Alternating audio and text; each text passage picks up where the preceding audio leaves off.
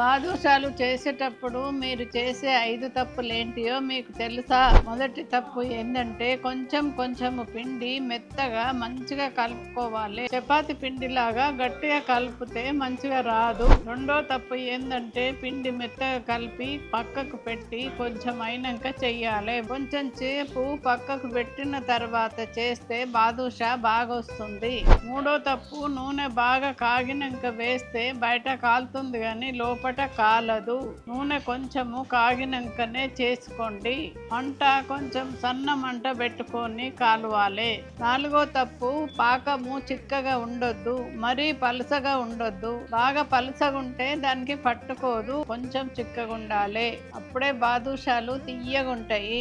ఐదో తప్పు బాదుషాలు ఎక్కువసేపు పాకమాలు ఉంచొద్దు, ఒక 10 నిమిషాలు ఉంచితే చాలు. పాకమలకెళ్ళి తీసినాక వెంటనే తినొద్దు, కొంచెం చల్లారినాక తింటే బాగుంటుంది.